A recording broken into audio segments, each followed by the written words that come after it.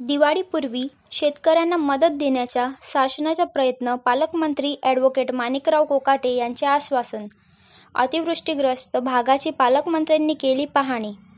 राज्याचे क्रीडा व युवक कल्याण मंत्री तथा नंदुरबार जिल्ह्याचे पालकमंत्री ॲडव्होकेट माणिकराव कोकाटे यांनी आज अतिवृष्टीमुळे नुकसान झालेल्या नंदुरबार तालुक्यातील चौपाडे पंचक्रोशीतील भागांचा दौरा करून प्रत्यक्ष पाहणी केली.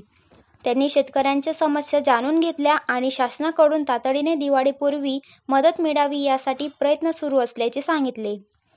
पालकमंत्री ॲडव्होकेट कोकाटे म्हणाले की नंदुरबार जिल्ह्यात गेल्या काही दिवसात 65 मिलीमीटरपेक्षा अधिक पाऊस झाल्याने जिल्हा अतिवृष्टीग्रस्त म्हणून घोषित करण्यात आला आहे. या अतिवृष्टीत पपई, केळी, कापूस तसेच इतर पिकांचे मोठ्या प्रमाणावर नुकसान झाले असून सुमारे 2000 हेक्टर क्षेत्र बाधित झाले आहे.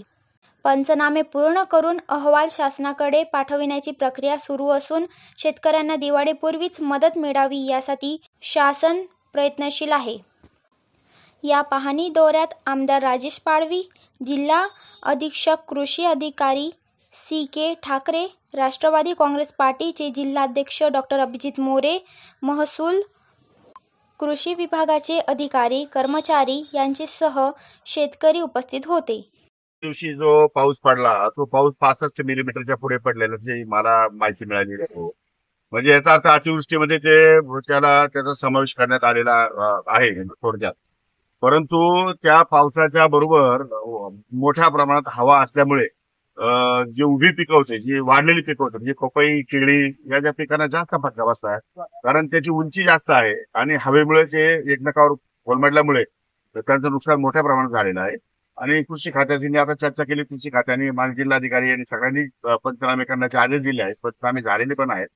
शासनानं लवकरात लवकर ही पंचनामेची या ठिकाणी यादी जर आली तर आम्ही SDF मध्ये किंवा दिवाळीच्या आतमध्ये राज्य सरकारच्या मार्फत त्यानंतर गव्हर्नमेंट ऑफ इंडिया मार्फत जी काही नुकसान भरपाई मिळेल ती नुकसान भरपाई आम्ही शेतकऱ्यांना देणार. 2000 हेक्टर पर्यंत नंदुरबार जिल्ह्यामध्ये वेगवेगळ्या पिकाचं नुकसान झालं आहे. त्यामध्ये सर्वात जास्त नुकसान पपई आणि केळीचं झालेलं आहे. बाकीचे मग थोडंफार आता कपास पाहिला आपण, कपासचं नुकसान झालेलं आहे.